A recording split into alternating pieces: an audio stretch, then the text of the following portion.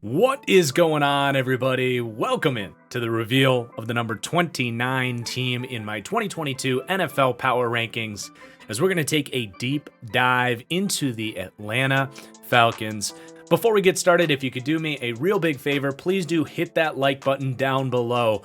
This series is a massive endeavor from me. It's really important to me that these videos do well, and hitting that like button is the best way to show your support for this channel right now. Really, it does a great job of pushing this video out to other NFL fans just like you. So if you could do me a quick favor, hit that like button down below. I'd really appreciate it. Also, if you enjoy, make sure you subscribe if you are not already, so you do not miss a deep dive breakdown as we count down to the number one team in my power rankings. So the Falcons are now heading into year 2 of the Arthur Smith regime. Here was, in my opinion, one of, if not the best hirings of last year's coaching cycle.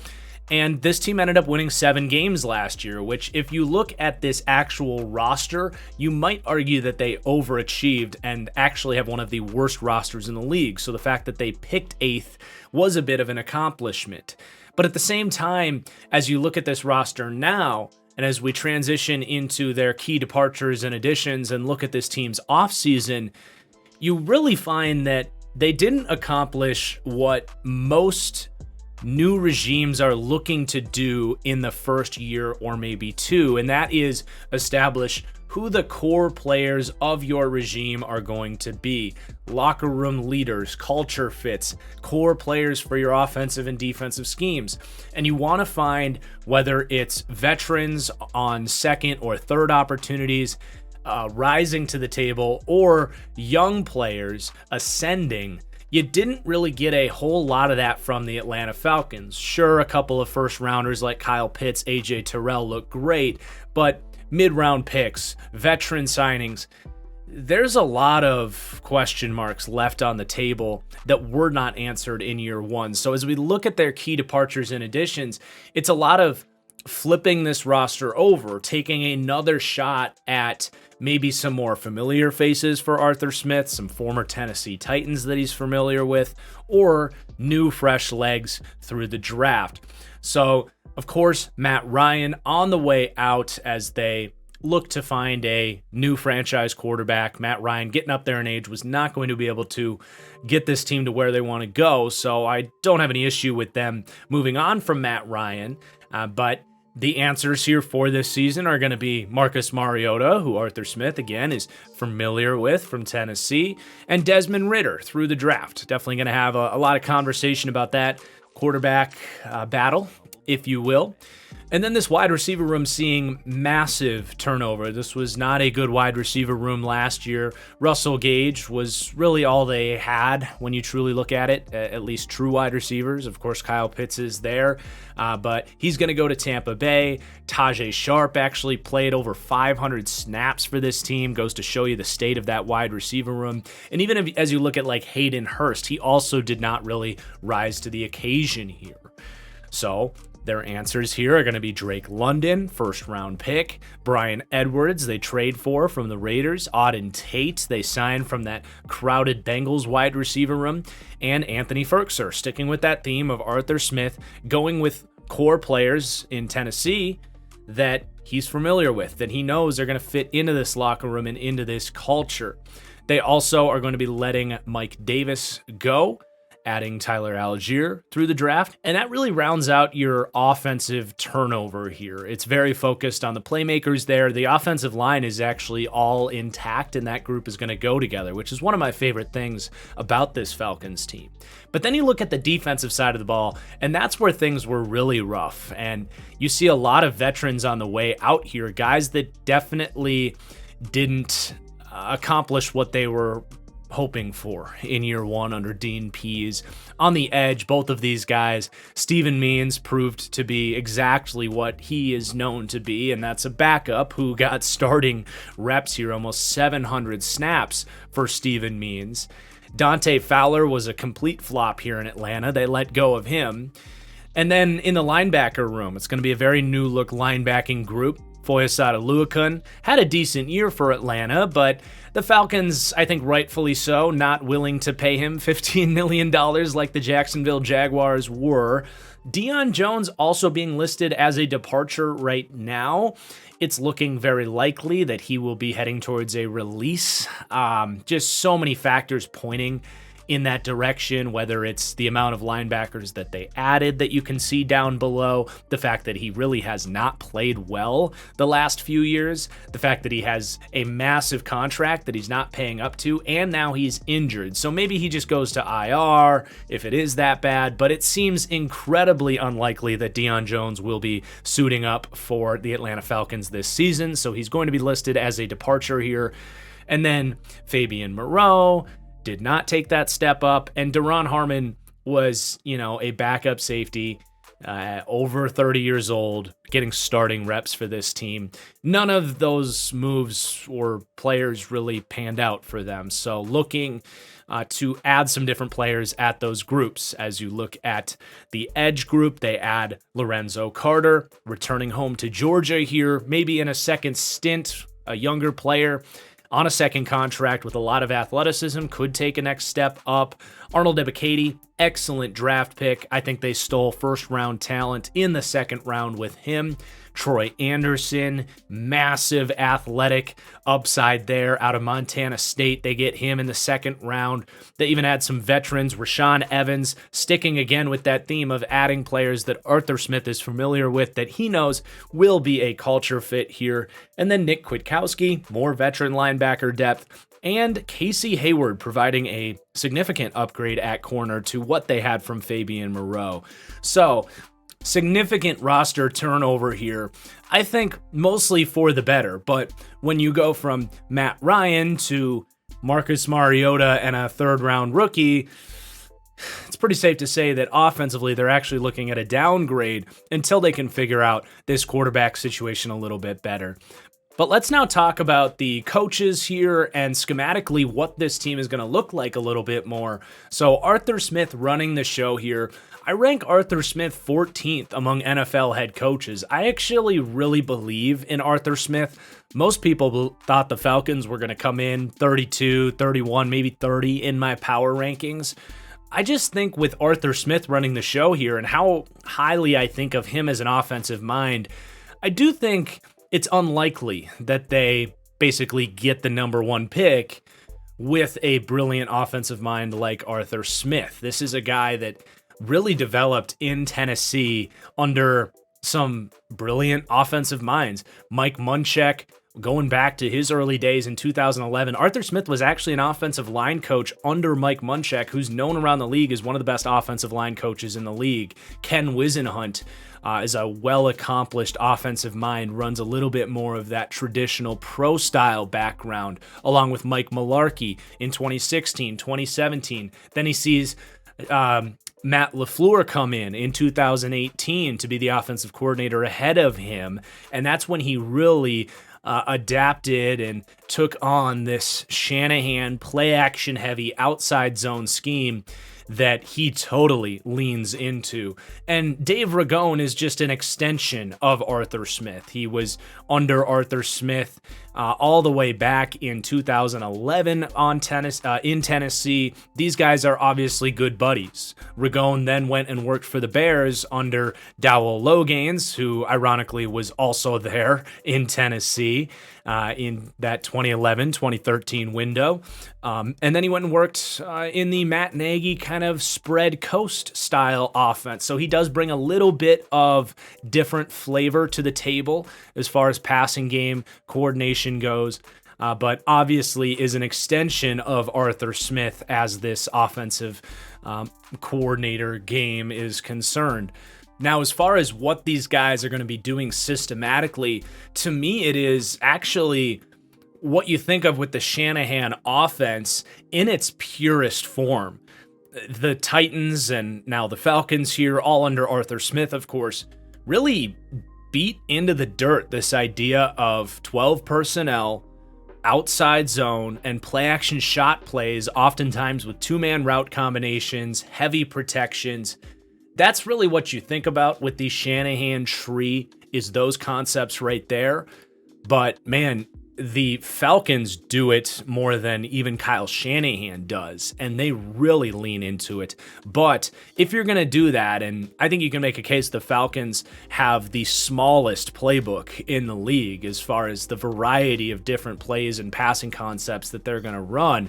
If that's going to be the case, you have to mix things up somehow. And Arthur Smith has been able to do that in a very innovative way by introducing all of these concepts, but out of so many different formations, and really leaning into this idea of the positionless player. So you have a wide receiver playing running back in Cordarrelle Patterson. You have a wide receiver playing tight end in Kyle Pitts. And now with the selection of Drake London with the 8th overall pick, you essentially have a glorified tight end playing wide receiver. So while you're going to be running a lot of the same concepts and running outside zone out of these different formations, you're able to really keep the defense guessing as far as who's going to be running these routes, what direction it's going to be coming from, and being able to move these guys around a ton. So Arthur Smith has totally leaned into it, and I'm very excited to see in year 2 with this personnel adding Drake London into the mix, what all different types of crazy shit he's going to be able to throw at defenses. So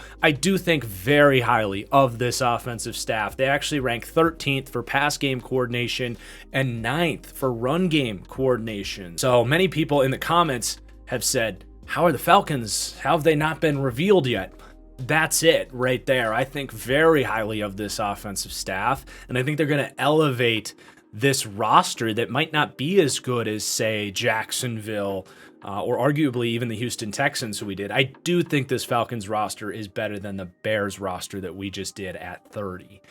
But as far as the defense is concerned, I'm a lot less optimistic. You know, Dean Pease is one of these just legacy coaches that when the football almanac is written for the 21st century NFL, and even a little bit before that, you will have Dean Pease's name in there. This is a guy that was a big part of Bill Belichick's staff back all the way in the early Brady days, 2004 through 2009.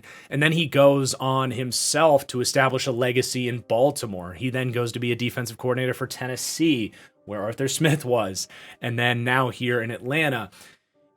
There's nothing he hasn't done or accomplished as a defensive coordinator. But what I will say is that his defenses have not been good for a while now. You can at least go back to Tennessee, where that defense has really taken a step up since Pease left. Here in Atlanta, this was not a good defense last year.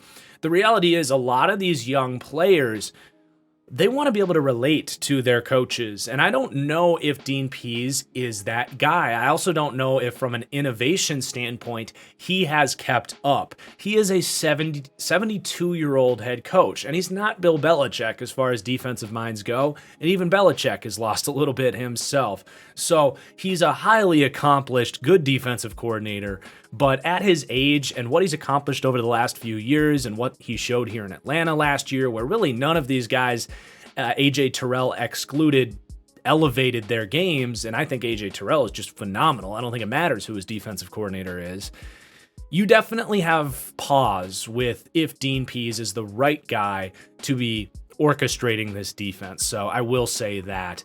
As far as the scheme for him, he's a 3-4 front guy, but he's adaptable in the same, way that Bill Belichick always has. We've seen Pease have zone-heavy defenses. We've seen last year he ran more cover 2 than anybody in the league. Almost a third of his coverage calls were just cover 2, which was really surprising, along with a lot of cover 1 last year. So they could go that route. They could be a cover 3 team this year. There's really no specific thing that Dean Pease does that you point and say that's what he's going to run. I wouldn't be surprised at all if he goes away from the cover 2 a little bit more with a different secondary this year. But that's more wait and see. He's an adaptable coach as far as scheme is concerned. But I do have some concerns about him as far as developing these young players. So they rank 31st for me for defensive coaching. But now it's time to take a look at this roster And just if this is your first deep dive, basically how we do this is we go through the passing game, we rank that, we rank the running game, we take a look at what the offense ranks overall, and then we flip over to the defense. We talk about the pass defense, the run defense, and we rank the defense. And then we take a look at the schedule, and we'll be on our way. No guest for this episode, unfortunately. And that's going to start with the quarterback conversation, and it's kind of like which one you want to start with, Mariota or Desmond Ridder. Both interesting conversations. I do think Mariota is the day one starter, but I don't think that's a guarantee. I think Ridder has a chance to kind of pull Russell Wilson to Marcus Mariota's Matt Flynn, if you will, for those that get that reference. But Mariota was not it in Tennessee. I was actually very early to the game. I had a video on him early in the season that he ended up getting benched, and also in that deep dive for that, what would it be, 2018 Titans? I hinted at the fact that we might see Mariota get benched for Ryan Tannehill because there was so much missing in Mariota's game. You can break down so many things with him, but for me, it is that it factor that people don't want to hear you say because it's so difficult to pinpoint what that means. But when it's third down and you need Mariota to make a play and don't just depend on the structure of the offense that isn't always going to be there, well, he has all these athletic tools. He ran a 4.5 40, but he just doesn't use them enough. He's an incredibly timid, almost shy passer, and you don't see those playmaking instincts from him. Has always been a very to the book, read one, read two, and then doesn't offer a ton more than that. He also doesn't have this cannon for an arm either. So as quarterbacks have flooded the league, and guys like Desmond Ridder are now falling into the third round because there's only so many jobs to go around. Well, Marcus Mariota got flushed out. He's a good backup, one of the best backups in the NFL, and he proved to be that for the Raiders last year. But what is a little bit interesting about Marcus Mariota, obviously a former number 2 overall pick, a guy that started a ton of games in this league, is when he played that one game for the Raiders, Derek Carr goes down with like a groin injury or something, and that was against, I want to say, the Chargers, if my memory serves me correct. Marcus Mariota stepped in and looked like a new man. And all of those things I said about him playing timid, not using his legs, not breaking the pocket when he needs to, and pushing the ball downfield. Well, he was doing those things.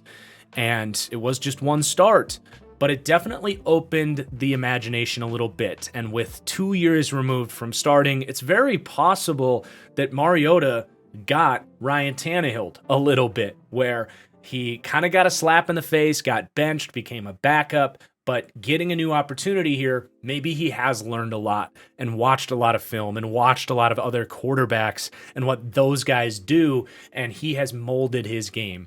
Do I think that's likely? Absolutely the heck not. I think Marcus Mariota loses this job. I think he is what he is. I think he's, the 30th to 35th best quarterback in the league, nothing more, nothing less.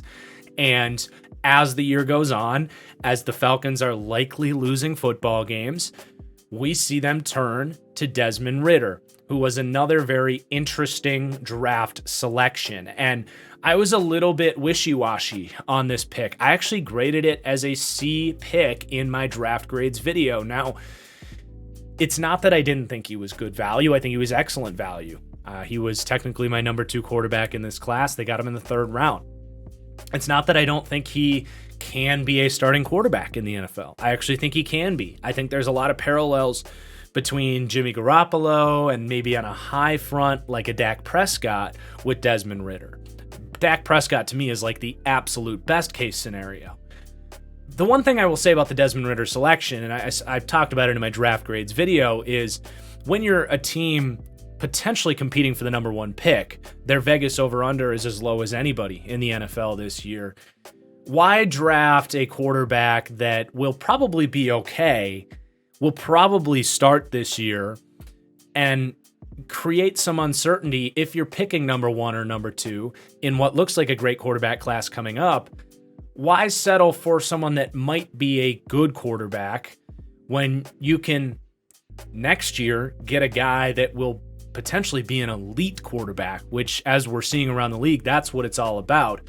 For me, I just have an incredibly difficult time seeing Desmond Ridder with similar timid tendencies that Marcus Mariota has, as far as hanging in the pocket too long, not using his athleticism when he needs to, and a lack of elite arm talent. I actually think Marcus Mariota is an excellent comp for Desmond Ridder. But yeah, if you're looking at a Bryce Young or a Will Levis or whoever it may be next year in what looks like a better quarterback class, are the Falcons going to be a team, say, like the New York Giants, who pass on potentially elite quarterback prospects to stand by a Daniel Jones level quarterback? And that's my fear with Desmond Ridder. But as I said, I think it's likely we see him this year because they want to know if he can be that maybe first round-ish level quarterback prospect that they were maybe considering with the number 8 pick, according to reports. And, it's not the craziest thing for a third-round quarterback to come in and be Dak Prescott in his rookie year, or Andy Dalton in his, what did he play, like year 2? I don't even remember when he got the start, but Jimmy Garoppolo, Derek Carr, like all these guys have become good quarterbacks. And I think Desmond Ridder could very well have that trajectory. He is a smart, methodical, I would argue almost robotical quarterback where he's to the book. He knows what he's seeing and he can execute the rhythm of the offense. But I don't see that natural athleticism, that natural playmaking ability in Desmond Ridder. The stuff you see from all of these explosive top 10 quarterbacks in the NFL right now. And I just don't think that's something that's going to be a part of Desmond Ridder's game. And when you look at all those second, third round quarterbacks, Derek Carr, Dak Prescott, Kirk Cousins, Andy Dalton, it's the same stuff, right? They just don't have that it factor about them. And maybe it is just a lack of true raw talent. I don't know. That's probably a topic for another day, but that's the type of quarterback I think Desmond Ridder can be. So there's a world where that becomes a steal in the third round and you're stoked about having him. But there's also plenty of examples, Marcus Mariota, case and point, of having a good enough quarterback, but he's not elevating the team and you get stuck in purgatory. So we'll see what Desmond Ridder ends up being here. But for me, that's my projection for him. And I'm going to be honest, if I'm a Falcons fan, that is my biggest fear. Desmond Ridder steps in week 7, plays really good football, not exactly winning football on a, poor football team, but he plays good enough that the Falcons end up with the 3rd pick and you're sitting and looking at a CJ Stroud or whoever it may be, and you say, you know what, let's see what Desmond Ridder has in year 3. And then in year 2. And then you trot him out there and it's like, okay, yep, he's Daniel Jones. He's Jimmy Garoppolo. He's kind of exactly what we thought he was going to be. That's my biggest fear with the Falcons. I think it's a rational criticism of the selection. A lot of Falcons fans are excited about Desmond Ridder. And I'm also excited to watch him play, but I will just be very surprised if he becomes that top 12 to 15 quarterback. I think he's more of a Marcus Mariota, who you already had on your roster. So it's an interesting selection. My projection is we see Mariota, he plays okay, the team's losing games, and they turn to Desmond Ridder, and he also plays okay. But none of these guys really excite you all that much. So they rank 29th for me at quarterback. I don't think there's going to be a lot of disagreement on that. But now let's turn and talk about the weaponry here for the Falcons. It's an interesting group. They've had a lot of turnover here.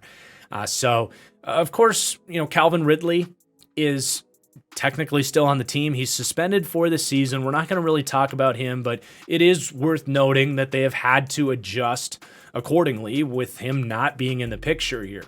And their first plan there was to really go draft Drake London with the 8th overall pick. And this was another pick that I wasn't exactly stoked about. I did have a first to a second round grade on Drake London. I think he can be an incredibly productive player. I think his upside is Michael Thomas. And I actually have a video on Drake London about 12, 13 minutes, really detailing how he needs to be used at the next level, what his biggest strengths are. So Falcons fans, I definitely encourage you to check that out. I'm going to link it right here. But Drake London's a big-bodied, ball-winning receiver with rare foot speed and route running ability for such a big guy. But the problem is he is incredibly slow. Skipped out on his 40 time for good reason. I think if he ran it, hell, there's a chance he ran a 4.7. Forget 4.6s. He just does not have vertical speed.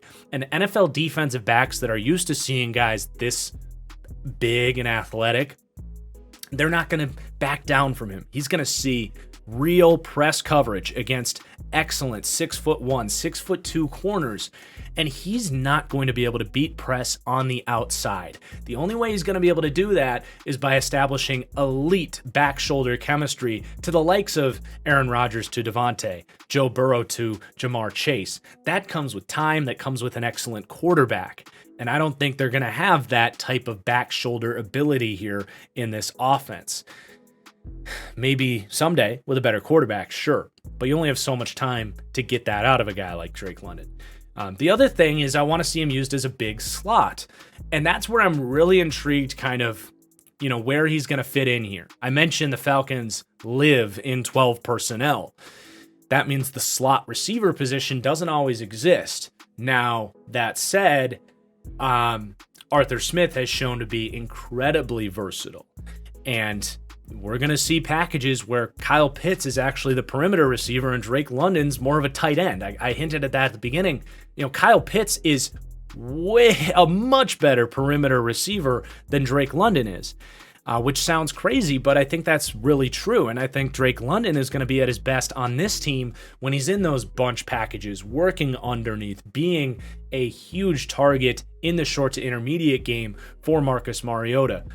The last thing I'll say here is, with this offense, I talked a lot about play action shot plays and two-man route combinations.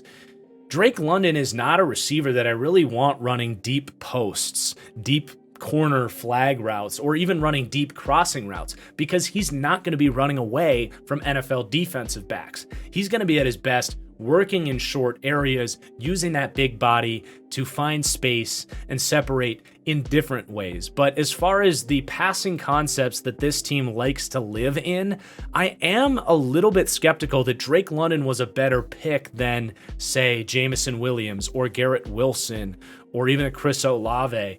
So I wasn't crazy about this pick. It's not that I think he's like a guaranteed bust or anything.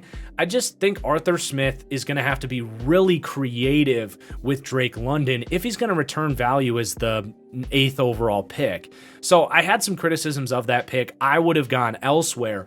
But as far as him being here now, he is an upgrade. He's incredibly talented. He just isn't fast. And you have to be very creative with a receiver like him when you don't have that speed to lean on. So it's very wait and see. I do think he'll be productive. He'll be this team's quote unquote number one wide receiver, but there's some things to point out as well.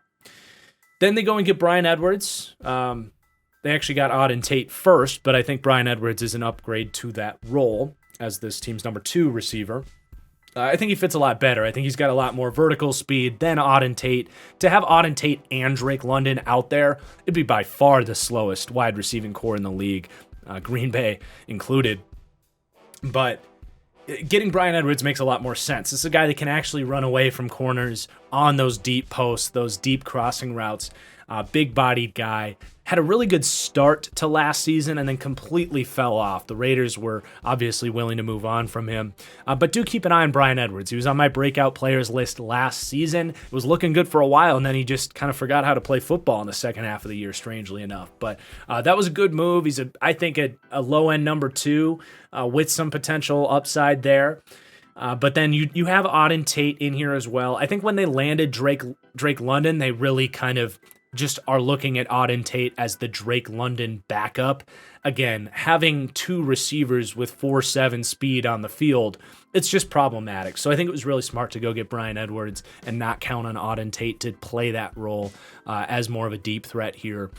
They have Olamide Zaccheaus. Do not sleep on him. We are seeing the ascension of 5'8" playmaking type receivers around the league, and in the hands of a creative play caller like Arthur Smith, he is going to be a gadget, a slot wide receiver as well. He's been relatively productive. He's a good route runner, decent enough hands, can be a deep threat at times. So he's a piece here, I think, in 11 personnel. They go to him ahead of an Auden Tate, for example, because he brings something else to the table.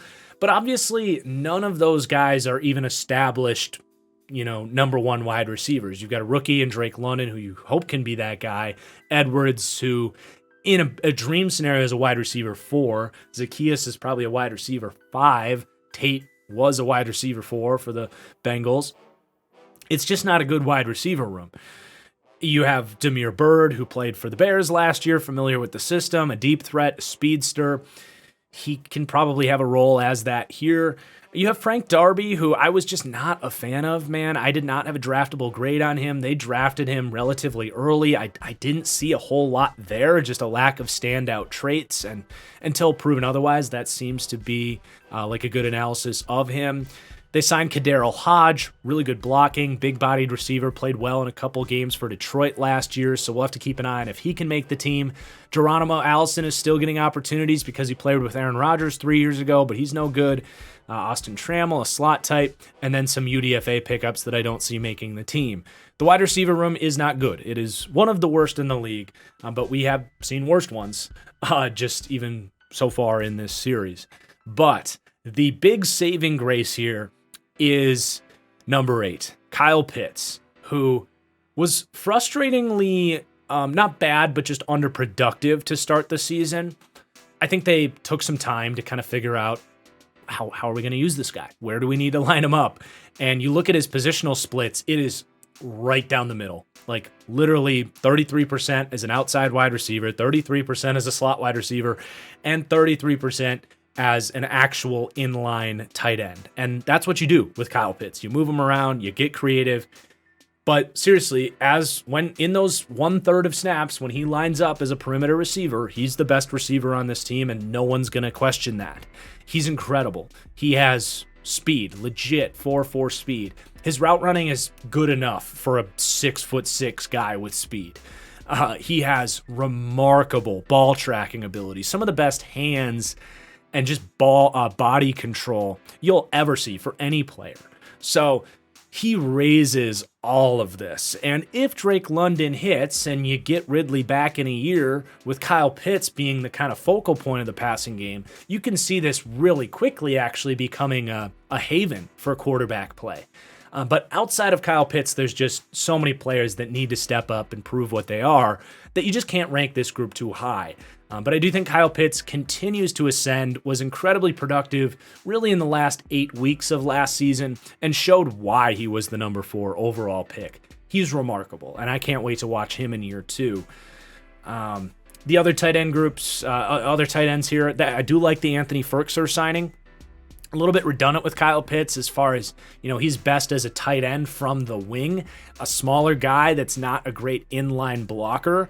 So that's why Parker Hess is in here. It's why they drafted John Fitzpatrick to maybe be that more Y tight end in 12 personnel. So it does make things a little bit complicated as far as how much is Anthony Firkser actually going to play.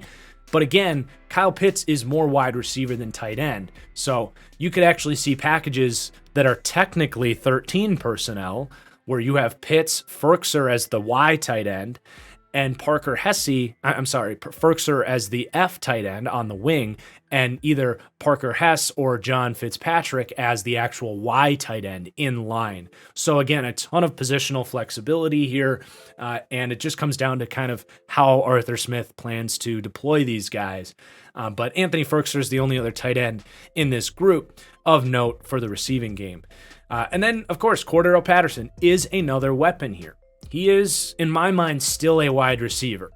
but they use him at running back a ton. And again, it creates a ton of uncertainty for defenses as far as matching up. How do you when you see Cordarrelle out there with Kyle Pitts, that's technically 11 personnel, right? Or that could technically be 12 personnel, which could get the defense to put their base defense out on the field. But then they can come out and go empty. And all of a sudden you're in 5 wide.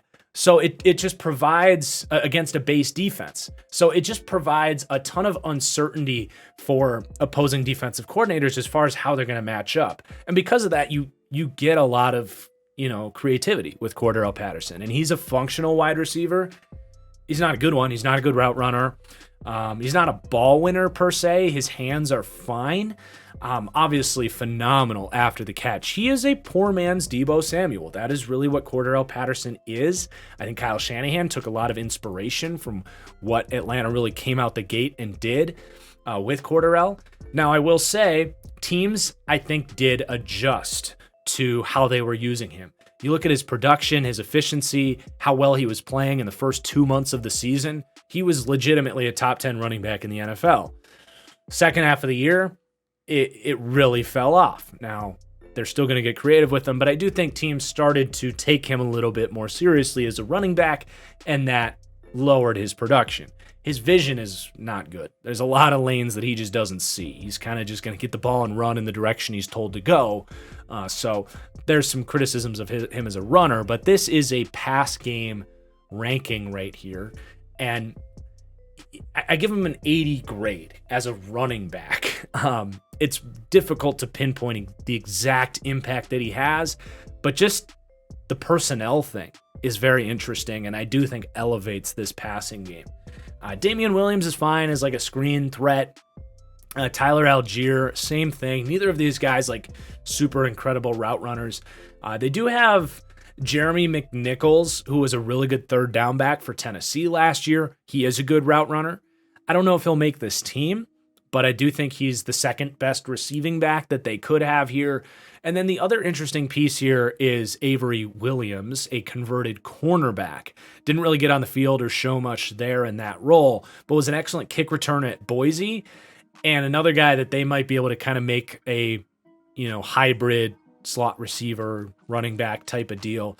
Just someone to keep an eye on. It's a bit of a crowded running back room, but an interesting piece there. A good player with the ball in his hands. But then we turn to the offensive line, and it's not the worst group in the league. They actually were 23rd. They ranked 23rd for me for pass blocking and 18th for run blocking, which also includes skill players. You got some liabilities here, but I just in general love the idea of keeping the same group and letting them grow together. And I think there's a lot of potential for this Falcons offensive line to ascend this year and maybe be more of a top 15 group. You got Jake Matthews at left tackle, who's very sound across the board. He just got a big contract extension to stay here. You got no questions there. I'm going to wait on Jalen Mayfield for a second. He's your left guard. He's the one with all the question marks. Matt Hennessy at center is going to be a massive boost to the run blocking here, but as a pass blocker, a damn near liability. And he has got to take steps up here in year 3 as a pass blocker. Now, he was on my breakout players list last season, and I was half right. He was a phenomenal run blocker last year. He is remarkable get off. He's able to create drive and push because he plays low and hard and fast. As a zone blocker, he can reach with the best of them. I was half right. The problem is his pass blocking was some of the worst of any center in the league. So he has got to improve there. Chris Lindstrom at right guard continues to get better year by year. He, to me, is a Pro Bowl caliber guard, and they have something really special there. Has shown to be better as a run blocker in this system, and I still think has room to grow in pass protection, but a former first-round pick that I would say has reached his expectations and has even more potential to become one of the best in the league. And then Caleb McGarry at right tackle is the definition of like a baseline starter. He's an average athlete. He's got good length, okay run blocker, okay pass blocker, just does nothing at a high level. And Honestly, they didn't pick up his fifth-year option. I think they would ideally upgrade at that spot, but I wouldn't exactly call him a straight-up liability either. But then you look at that left guard position, and they're really hoping Jalen Mayfield can figure stuff out here in year 2. Young guy, out of Michigan, once viewed as a potential first-rounder. I thought that was crazy because this guy something wasn't right when I watched him at Michigan. He just didn't latch on to blocks. His pass blocking was a disaster at tackle, and that's why I did have him as a guard on my draft board. The Falcons did the same. They stick him at guard, and man, there was a lot of ugly there. Just from a pass protection standpoint, it was horrible. He was almost inarguably the biggest problem as a pass protector of any offensive lineman that started the entire season. And that's just not okay. A lot of times you're only as good as your weakest link, and there's going to be a lot of pressure getting in the Jalen Mayfield door unless he improves. And honestly, from what I saw, going back to Michigan, I just honestly don't know if he has it in him. I hope I'm wrong. Year 2 is going to be big for him. He could very well get benched for, say, a Drew Dahlman here, who was drafted last year as well. Really athletic center out of Stanford. But honestly, was a much better run blocker in the game plus that he played last year, and has the same problems in pass protection. So I think they're gonna hopefully keep Jalen Mayfield on a short leash. They also have Justin Schaefer out of Georgia in the 6th round. I don't see much in him either personally. Colby Gossett, Rashad Coward, those guys haven't been able to stick. You could see maybe Jermaine Ifedi slide in a guard in an emergency situation, but probably going to be going to the youth there just because I think they want to establish a young group that can grow together. They also have Elijah Wilkinson as tackle depth, who's just kind of a replacement level Band-Aid tackle. And then the rest of these guys, not really worth mentioning. You got Vrabel's son there, but wasn't a great prospect. We'll see if he makes the team. But yeah, there's your offensive line. We're going to revisit this a little bit when we get to the kind of run game breakdown here. But from a pass protecting standpoint, 23rd in the league, they're in that middle quadrant of fine offensive line with one gaping liability that you hope doesn't hold this team back too much. So that was your passing game breakdown. They ranked 29th for passing game. It's one of the worst rosters in the league. I would say the Bears are the only one that clearly have a worse offensive roster. And then they're elevated a little bit, of course, by Arthur Smith and what he's going to be able to bring to the table. But, when your quarterback and weapons are just not very exciting, you're not going to rank very high for passing game. But it does get better when we look at this run game. They actually ranked 16th for their run game ranking. And let's just start by revisiting that offensive line because we just talked about them. But I do think this is more of a run block oriented offensive line, mostly across the board, with the exception of Jake Matthews, who I think has always been a little bit better as a technician in pass pro than he is flying off the ball, being a people mover. But he's still a very functional run blocker. I have no issues with his game there. We talked a little bit about Matt Hennessy and his elite ability as a run blocker, frankly, and Chris Lindstrom as well. So that's a strength right there. That center, right guard, kind of pivot point on these stretch runs is an asset for this team, a major asset. These guys are really good. Caleb McGarry, again, very average across the board. He's not the best athlete and not the best fit for this wide zone run game where they really want him to seal the edge, kind of pass off that edge player oftentimes, and a lot of times work up and pick up an outside linebacker. And it's just not his biggest strength. He's not weak. He's big and strong and he's long, so he can kind of, seal that outside shoulder and at least leverage that against the defensive end. So he's fine, but again, something they maybe would like to upgrade in the future. Why? They declined his 5th-year option for a reason. Jalen Mayfield's the obvious kind of, black eye here. he had problems as a pass protector, but as a run blocker, it was almost equally ugly. Now, there's some good blocks on Jalen Mayfield's tape. There really are. Like, he has that physical mentality. He's a massive, big-bodied, strong guard, like naturally strong. And when he connects, he can create some push. But his awareness is so bad as a guard. And it's none more evident on like screen blocks and stuff. When he gets in space, he just doesn't find guys to block. It's almost like, well, I need to stay on this trajectory. So anybody in this trajectory, I'm going to get rid of. Screen blocks and stuff, it's much more instinctive and finding guys to block in space. And you can make a case he's the worst in the league at that. It was like, dude, the linebacker just ran right in front of your face. Just block the guy. And he goes and makes the tackle. It's frustrating at times, but that also showed up when he's climbing to the second level, or I mean, it showed up in pass pro as well, like blitz stunt and stuff. Like, he just is not an aware lineman. At the core of the position is just block people, and he almost is like overthinking things a lot of the time.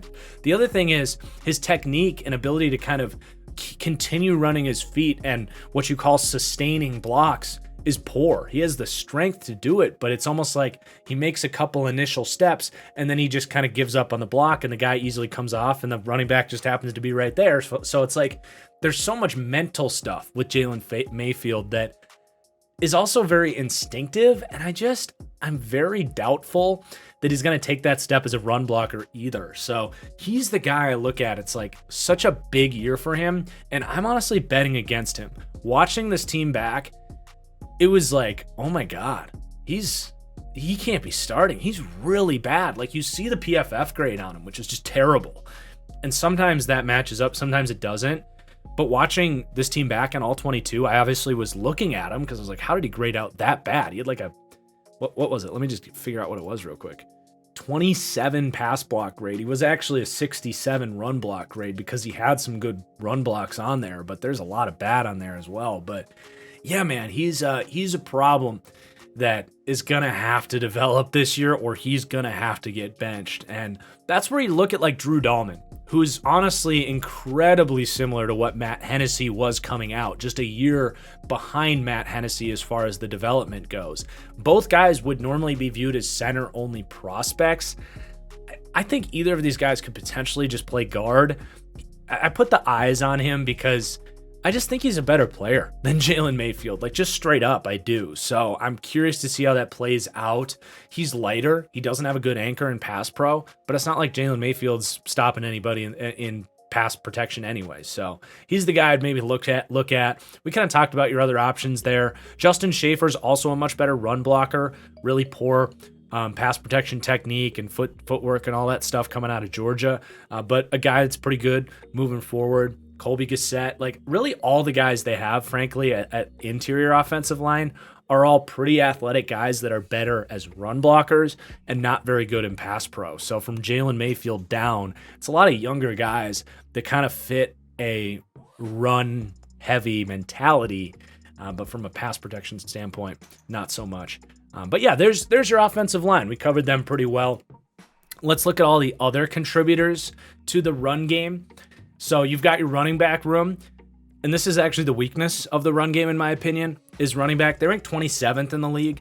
I kind of talked about Cordarrelle and what he is as a runner, and, watching him back on tape, I didn't love his vision. I really didn't. I thought he had a lot of lanes, a lot of cutback options that he just didn't explore, and it's not his game. He's not a guy with a lot of experience at running back. You wouldn't expect that of him, but on well-blocked runs, he is straight line explosive. I've always thought his ability to truck like straight up is phenomenal. I remember talking to some of the Madden guys, the ratings guys, and he had like 52 trucking, and I'm like, that's maybe your worst rating. Like, he legit will lower his shoulder and just bury dudes, and it shows as a runner. Like, he's a physical runner, and he enjoys playing running back. So, he's not Debo holding out saying, get me on a new team that's not going to play me at running back. Like, Cordarrelle's all about it. So, and I'm probably saying his name wrong. Falcons fans have come at me in the past, and I apologize. But yeah, he's at the end of the day, he's fine. Like, he's got some strengths, he's got some weaknesses. It's much more about getting well-blocked runs in front of him if you want any sort of explosive aspect. But he's also pretty good in short yardage situations as well. You got Damian Williams, kind of the ideal backup. Very balanced guy. He's got sneaky speed, was robbed of the Super Bowl MVP, in my opinion, a couple years ago. Just a very good backup. He's been that for the Bears and the Chiefs and the Dolphins. Wherever he's been, he's played pretty well. I think he's going to give you more or less what you had in Mike Davis. So he's solid, but he doesn't bring anything that most teams in the league don't have. And then Tyler Algier as well, the rookie out of BYU. I just picked this guy up in one of my dynasty leagues. Very excited about it. Love Tyler Algier. He was on my top 10 running backs list, and he's very comparable, I would say, to Jamal Williams, who came out of BYU as well. But I think he's a little bit more instinctive in space, which could give him the upside of maybe like a David Montgomery, who we talked about for the Bears. So that's exciting. He's got good vision. He holds onto the ball well. He's just able to make guys miss once he clears and gets to the second level. Now, he does not really have that speed to the corner that these wide zone offensive schemes typically look for. So I would say temper your expectations for him to ascend and become like a lead back here. I think Arthur Smith sees some similarities as far as the size and power that he once had in Derrick Henry. But Algier is not going to accelerate to the corner and fly away from defensive backs like Derrick Henry can. So I do think in time they will want more of an explosive, speedy runner for this wide zone system, but he's going to provide a lot of functionality. It might take a year for him to truly get used here because you have Patterson and Williams, who are more established guys. But I did like that pick. And in the 5th round, that was exceptional value. I think Jamal Williams is a very fair projection for him, a guy that will have some very good games. But for the most part, he's going to come in as a relief pitching power back and do a little bit of everything. But in the 5th round, that's excellent value. You've got Kadri Ollison. Big year for him. We'll see if he makes the team. He probably won't, honestly. He's a worse version of Tyler Algier, in my opinion. You've obviously got Avery Williams. Can he maybe surprise and be that speed threat as a more of a outside zone runner? He has the speed. We'll see how good he actually is as a running back. Jeremy McNichols, again, really bad vision. Not a guy that's going to run through a lot of arm tackles or anything like that, but a pretty smooth receiving back, so they might want to keep him around for that role. And I don't see Caleb Huntley making it in year 2. So you've got a deep running back room. It's fine. It's not going to hold this team back, but it might be nice to have like a star running back here, honestly, for a team that is going to be one of the more run-heavy teams in the league, just because it's Arthur Smith and that's what he wants to do. But it's, again, not going to hold the team back. The last thing here that we haven't really talked about would be the skill player blocking. So Drake London, big body dude that just went after it as a run blocker at USC. Honestly, he might be a better perimeter blocker than Kyle Pitts, which is just hilarious. Another example of maybe Drake London's a better tight end than Kyle Pitts. But yeah, he will help. Brian Edwards is a good run blocker in Las Vegas. You go down the board with their receivers. Zacchaeus is willing, but he's very small. Auden Tate's a good blocker. Damiere Byrd's not. He's a deep threat that doesn't give a damn about run blocking. Frank Darby, Kadero Hodge, very willing run blockers. Like, they have big-bodied receivers here for a reason. They want to run the ball a lot and get good run blocking on the perimeter because it's just as important as your tackle and your tight end. You got to keep the corners away from, crashing down and cutting off that outside zone as well. So very important in a system like this, and they've got some decent bodies for it. It frankly does help. Kyle Pitts as a wing tight end is fine. He's good at like climbing and finding linebackers and all that stuff. It's not really a lack of willingness, but man, when he does play inline tight end that 1/3 of the time, it's awful. Like, he just cannot latch on. He can't drive defensive ends. It's a liability. So that is why you have a Parker Hess here, who complete unknown player, but out of Iowa, a run blocking specialist. stepped right in and did that last year. I actually think he's going to be a guy that gets 350 snaps here in base 12 personnel. I think he's going to be their run blocking tight end. They did draft John Fitzpatrick to compete with him for that role. He did that at Georgia. So you have two like-bodied, big-bodied kind of blocking tight ends here that they need in this system with the way they run things, because that's not Anthony Firkser. It's not Kyle Pitts. The last guy here is Keith Smith, the fullback, who's, as far as fullbacks go, he's more running back than fullback. He's just not a highly physical, highly instinctive lead blocker. I guess I lied. There's one other thing we didn't mention, and that's the quarterback run game multiplier. One thing teams have always tried to do with Marcus Mariota is get him involved in the read option game and buy into that 4-5 speed. I imagine that will become a part of the playbook here, and something Arthur Smith's actually potentially going to get really creative with, because Matt Ryan, that was not available. But for a team that runs so much play action, the threat of read option, the threat of play action boots, it's all going to get amplified here. And I think that's actually very significant to have two quarterbacks that can run 4-5, that on designed runs, Mariota and Desmond Ridder do show that athleticism. It's from the pocket where they have to unlock that athleticism inside of a hectic passing play. That's when they don't really show it. But again, QB run design, they're going to rank pretty high as far as that impact on this run game. So again, they rank 16th for run game. They're going to run the shit out of the football here. They know who their quarterbacks are. They know what this team's strengths are. They know what this offensive line's strengths are. But when you get the threat of the quarterback run, you have a great run game coordinator there. And then, the run blocking is, I think, average at worst, with potential to be pretty good.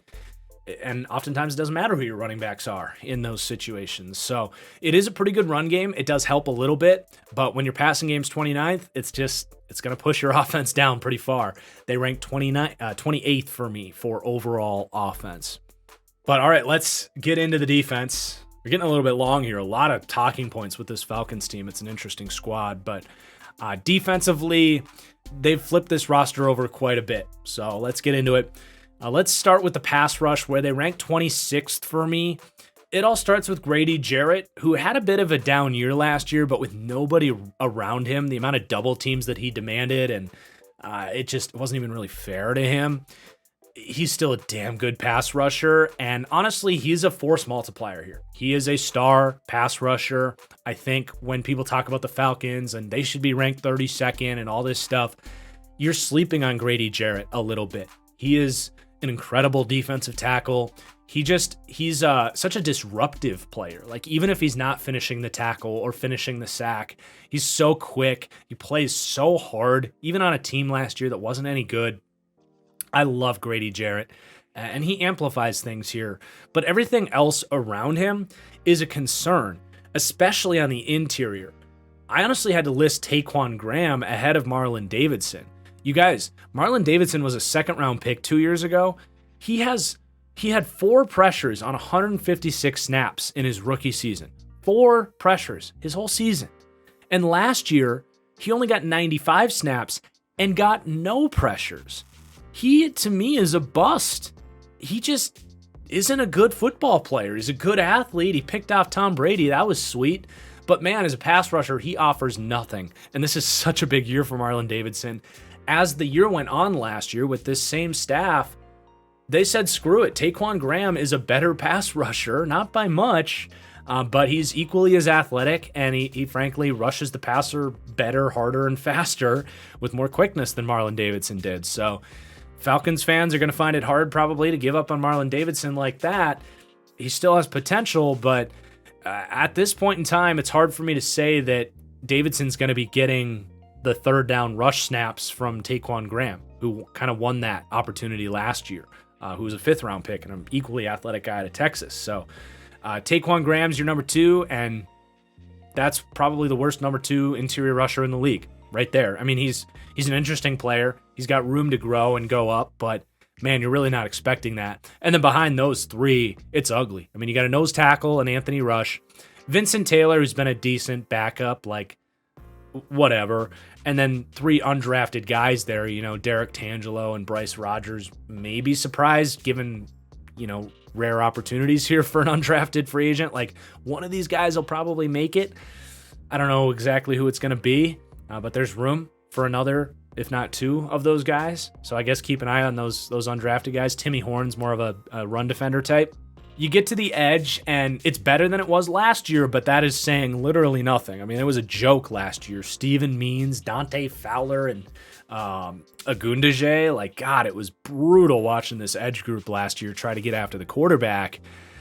They upgraded this year for sure. They draft Arnold Ebiketie. Look, I love this pick. I really love this pick. I think he could be a difference maker for this defense. I think he can become, honestly, Shaq Barrett is my upside projection for him. He's got a long way to go to be Shaq Barrett, but if you just look at his size, his athletic ability, and the way he wins with just incredibly rapid, strong arms and quickness, it felt like I was watching Shaq Barrett at Penn State, and I really like his game. So I definitely see what they like in Ebiketie. He is a rookie.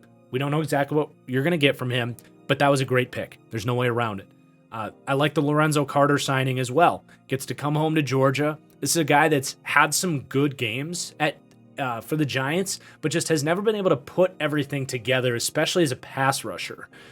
So he's someone that can be very versatile, dropping into coverage as well. Remember, Dean Pease does have a Belichick background. So both these guys have a lot of quickness and athleticism to drop into coverage, confuse quarterbacks from those 3-4 defenses. So we'll keep an eye on that. But as a pass rusher, he has a lot to prove. He's got some speed and length and get off, but just needs to develop his pass rushing skill set. At this point, year 5, you're not really expecting that to come along, but he's still young. I think he's 24, 25 years old. There's a chance. They draft D'Angelo Malone, and I'm just going to gloss over Agundaje. I had an undrafted grade on him. He ended up getting a ton of playing time last year, but did very little with that. He's a decent early down run defender, but as pass rusher, I didn't see it at Notre Dame. I didn't see it last year. I don't see how it grows this year. D'Angelo Malone is interesting. He is undersized, 6'4", 240 pounds. I didn't hate his game. I just thought, he's a bit of a tweener, good like hybrid outside backer. And when you look at Lorenzo Carter, D'Angelo Malone, maybe Dean Pease does want to go back to his Belichick roots a little bit more and drop these guys into coverage more. And I think Malone can be really good at that. As far as his pass rushing skill set, a decent inside move, decent bend around the corner. I did not agree with the 3rd round evaluation on him for the Falcons. I did think it was a reach. I hope he proves me wrong, but I'm just going to be honest. That was my evaluation on him. I don't know if they're going to get much from him. I would be very surprised. We'll see how that plays out. You've got Quentin Bell, Jordan Brailford, backup types. Kwoni Dang, another guy that's kind of telling us a little bit that, Dean Pease wants to go back to those Belichick roots with these hybrid outside backers. Kwoni Dang played some linebacker, played some edge, athletic guy in space. So it's interesting. But there's your pass rush. It's 26th. It's Grady Jarrett. It's Arnold Ebiketie, who I'm excited about. Maybe Lorenzo Carter and nothing else. So that honestly goes to show you how much I like having Grady Jarrett here. Probably the best pass rusher we've talked about to this point in time, outside of maybe Josh Allen. But, man, it is a rough batch right here. But now we talk about the coverage a little bit here. The linebacking room getting completely turned over. They ranked 23rd for me for linebacking coverage. It's I think a situation where they might take one step back to maybe take a step forward. You had Aluakun and Deion Jones there last year who are good cover linebackers. Michael Walker, and we don't know exactly who's going to start here. And again, Deion Jones could be here. I just really don't think that's going to happen. To me, they have got to like Michael Walker. I think he's played really well as their 3rd linebacker. He's got the size. He can get up in the trenches a little bit more, be a good run defender, a good athlete in space. He's shown good instincts in zone. I would like to think they see him as their LB1. Could be completely off on that. He could be LB4 behind Evans and Kwiatkowski and Troy Anderson. I've liked what I've seen. It's just been a very small sample size. So it really depends how they feel about him. But to me, he should be the guy that gets the start here next to Troy Anderson. I would go with the youth here, see how these guys can play off each other, because I think this could be a really exciting duo if they grew together this year. Again, we'll see what they do. Anderson in the second round, excellent pick in my opinion. Physically speaking, and frankly, as far as how little he's played at middle linebacker, how raw he is, he's actually, it sounds insane, a very similar prospect to what Isaiah Simmons was, who was a top 10 pick to the Cardinals. Hear me out. Both guys, 6'3", 240 pounds. Both guys ran 4.4 40s.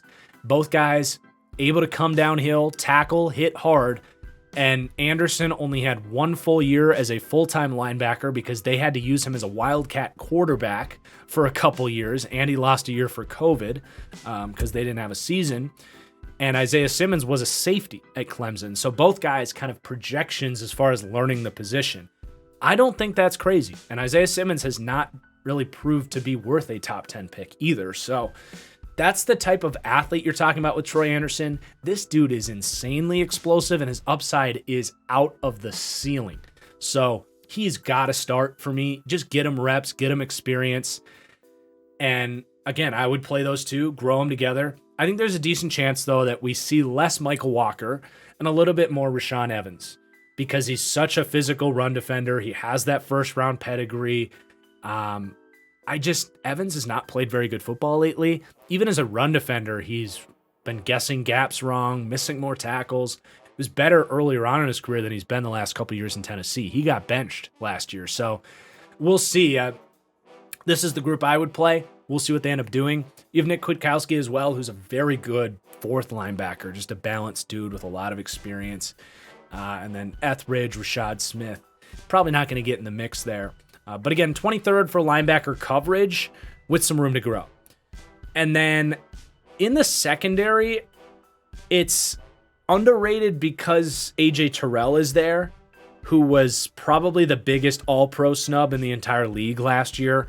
A.J. Terrell was arguably the second best corner in the league outside of Jalen Ramsey, and even then, he may have been better than Jalen Ramsey just last year.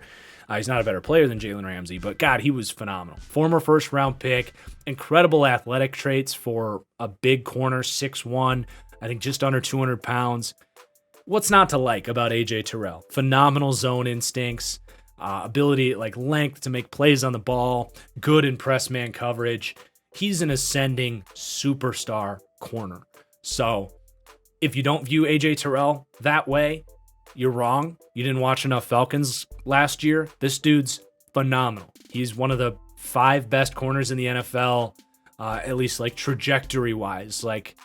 Over the next 2-3 years, it's Jalen Ramsey, Jair Alexander, maybe Trey White, Lattimore, Marlon Humphrey, A.J. Terrell. That's where we're talking with A.J. Terrell. Year 2 was elite for him, and that was without really anything around him. So that alone is great. You have a corner that you can leave on an island and feel pretty good about it, and that just helps everything from a defensive coverage point of view. After him, though, it's pretty ugly, and I get that. I mean, they signed Casey Hayward, which how can you not like that signing? Casey Hayward's been a budget excellent signing for every team that signed him since he left Green Bay 8 years ago.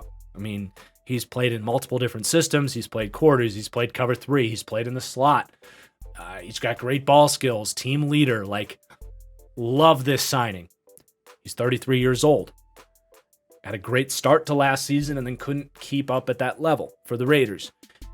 I don't know if you're expecting a 17-game season of him as a number 2 corner. I'll just say that. I love the signing.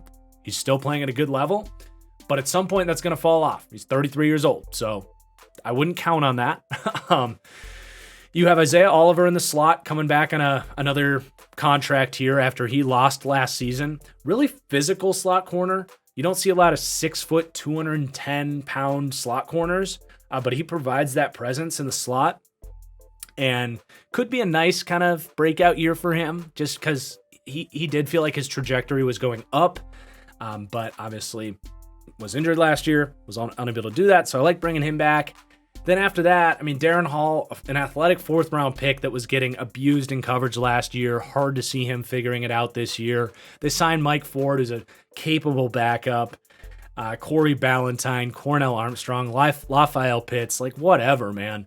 Matt Hankins, smart zone corner out of Iowa, maybe makes the team and surprises here. But this is the thinnest cornerback room in the league. If and when something happens to Casey Hayward, you're very worried about this group of corners. The safety group draws some interest. You have Eric Harris, who actually played pretty well last year in limited opportunities for the Falcons. I think they liked what they saw enough from him to say, we'll bring you back, not Deron Harmon, and basically let you compete for a safety spot here. Ideally, though, you get Richie Grant and Jalen Hawkins to really shine in camp, and you can go with the youth there and have a safety duo of a 2nd round pick in Richie Grant and a 4th round pick in Jalen Hawkins, who's definitely shown flashes but has had his ups and downs. Ideally, you get those 2 guys and just keep developing the youth here, but you need to feel good about Richie Grant and Jalen Hawkins, who have been far from proving anything before you sit down Eric Harris. So to me, that's the dynamic with the safety room. They also signed Dean Marlowe, who started for the Lions last year. He's fine. Maybe he gets in the mix, but I see him more as a backup and a special teamer. The other note is that Richie Grant has played most of his time as a slot corner. So it provides some flexibility, of course, but it also complicates things. I think ideally you get Richie Grant going as an actual safety here, and you can always use him in man coverage and bring him down in the box. But, I think Isaiah Oliver is the slot corner, and hopefully Richie Grant can win the starting job and emerge as a better safety. I also think it's possible that Jalen Hawkins beats out Richie Grant, who has definitely not earned a starting job after being a top 40 pick last year. So it's a muddy safety group, and it's not a good one. Definitely does not really help out here. Your depth there, you have Tease Tabor, who sucked for the Bears. I don't even know why he still got a job. But Brad Hawkins, kind of a run-defending safety out of Michigan, could sneak on the team, be a good special teamer. Also, Trey Webb. I'm not familiar with Trey Webb, but I saw he went to Montana State. They must have seen something they liked when they were watching Troy Anderson at Montana State. So I guess keep an eye on him as well. But there is your pass defense. They rank 27th. I think you got your pass rush upgraded. Your secondary, you have A.J. Terrell. You hope Casey Hayward can stay healthy, and then really not a whole lot after that. It's not going to be a very good pass defense. But I think in some ways it's better than maybe some people realize, because Grady Jarrett and A.J. Terrell are star players. So it's we haven't even had a whole lot of star players in these deep dives, especially on defense. So those are force multipliers that make everybody else around them better.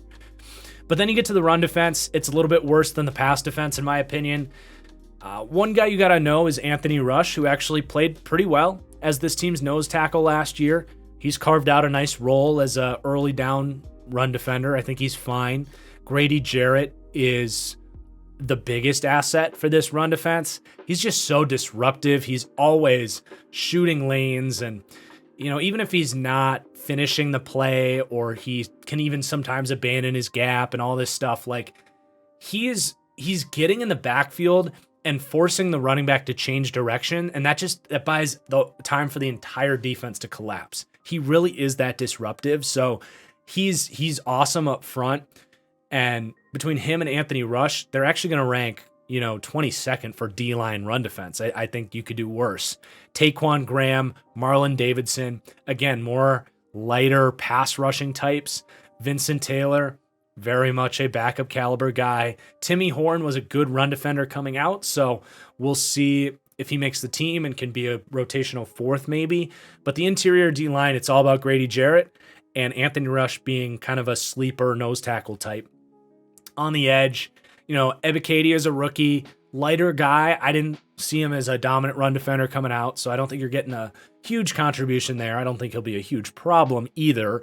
You have Lorenzo Carter, who with his length and quickness can contain the edge and be a presence there, but he's not a force in any sense of the word.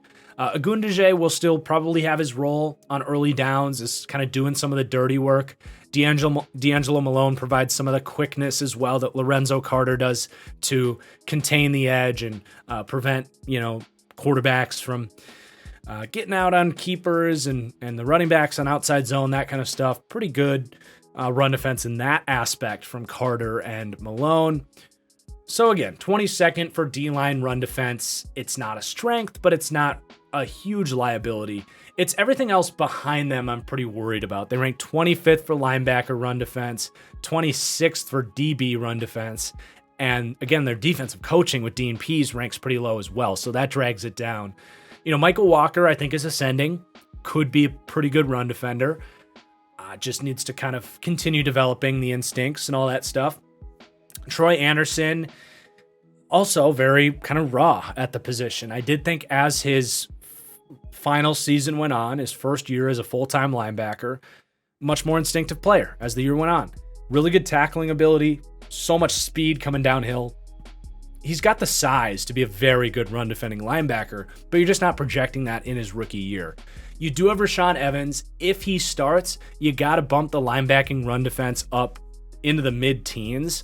Just because he's such a thumper and a throwback at that position, he's going to provide a physical presence. And you will see Rashaan Evans probably in some short yardage situations, especially at the goal line, because that's really what he is. He's a headhunter. But when you want to talk about, base downs and nickel defense, I don't see why you go to Rashaan Evans over Walker and Troy Anderson, but it wouldn't surprise me if they do. That's going to be one of the bigger question marks as far as who's actually starting. Kwiatkowski's fine as well. But then you get to the secondary. Isaiah Oliver is a physical presence as a slot corner. He helps this group out. But beyond him, honestly, AJ Terrell, I was pretty underwhelmed from his as a run defender. He misses a million tackles. He just kind of dives at guys' legs and flies past. It's not great from AJ Terrell in run defense. Casey Hayward, I think maybe makes some business decisions at his age. Maybe avoids some contact, but he's not a problem. He's fine. He can hold his own. You don't really have that safety, that run defending safety that you can lean on either here. That's probably the biggest knock on this secondary as far as run defense goes. Richie Grant, a smaller guy. Eric Harris, not a great run defender. And Jalen Hawkins maybe can be that guy, but that's probably the one thing you look at and say they're kind of missing that downhill safety type, which you don't always need in the modern defense, but if you want to talk about run defense, it is something that's missing. So 29th for run defense, which rounds out the 29th overall defense. It's a group that has a lot of openings, a lot of liabilities, a lot of young players with room to grow. But I don't see them really shattering this ranking. Of course, they can be a little bit better and get some good development and all that stuff, but I definitely don't see this being a surprisingly great defense or anything like that. And a lot of that comes back as well to my skepticism about Dean Pease. But man, we are getting long with this one, but it's all right. We're diving deep. It's a deep dive for a reason. Just one last look at the team rankings there. The special teams actually ranked 9th, picks this team up a little bit. You got a great kicker in Younghoe Koo, and last year their special teams rankings were phenomenal. And I think a lot of that is Arthur Smith and the coaching and the culture there. They buy into that aspect of things. So special teams can definitely fluctuate from year to year, but based on last year, they were really good at it, covering kicks and making their kicks. So you feel pretty good about that as well. We are now going to wrap up with this team's schedule, their Vegas over-under, and my win total projection. So I mentioned earlier they have the lowest Vegas over-under of any team in the league, or at least tied for the lowest, 4.5 wins. And you look at their schedule, and it makes a little bit of sense why, maybe like the Bears and the Jags had a higher win total. There's not a lot of games that you point at and say, yeah, they're going to win that one. I mean, they get the Panthers in their division twice. They get the Bears at home, the Commanders on the road. the Seahawks on the road, like those are winnable games, but I don't think they'll be favored in any of them. Steelers and Saints at home, maybe. Other than the Bears, I don't know if they'll be favored in any of these games. And even then, we just had the Bears with our last deep dive. So it's going to be a rough year for the Falcons, at least if you're expecting them to win a lot of games. But if your expectation is, and I wouldn't bet that. I think, my projection has them at 4.8 wins. They'll be between 4 and 5, I think, and be competing for the number 1 pick. But yeah, if your expectation is to win a lot of games, you're going to be disappointed.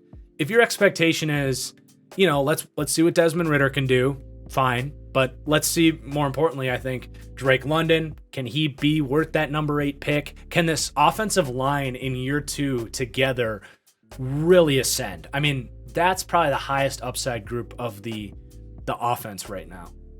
Just the fact that they've all played together and they have that chemistry. So can you get, Hennessy and Mayfield to figure out their pass protection and continue to see Chris Lindstrom get better? Like, that could really turn into a special group. Defensively, Arnold Ebiketie, Troy Anderson, Michael Walker, Richie Grant, AJ Terrell. There's some pieces on that defense that you can really hopefully, you want to see core players get established here in year 2 with Arthur Smith, and then you can really build something into the future. But if they can't figure that out, we might end up with an even more pessimistic outlook of the Arthur Smith regime and the Atlanta Falcons. This year is about getting young players to step up and establish themselves as building blocks for this organization. So that is your Falcons deep dive. We didn't even need a guest. We're like well over an hour here. So I really hope you guys enjoyed. Please do hit that like button. Again, if this is too long, I can get better at, condensing things and making these videos shorter. I don't think you guys mind, but please do let me know. I love listening to feedback. Obviously, for those that have followed this series, I've applied a lot of your feedback to the series. So do let me know. Drop your comments if you think this is too high for the Falcons. I don't think there's many that are going to think it's too low, but let me know. And just thanks for watching, man. Really appreciate you guys. And we'll see you for the next deep dive. I guess I should say it's going to be about 1 a week throughout June. So, because I'm going to be going to Europe for almost 3 weeks here in a couple weeks. So I need to spread this out a little bit, prepare a little bit of the work for when I'm in Europe. But yeah, about 1 a week can be the expectation for June. And then it'll really pick up in July. But yeah, peace out, everybody. Have a good one.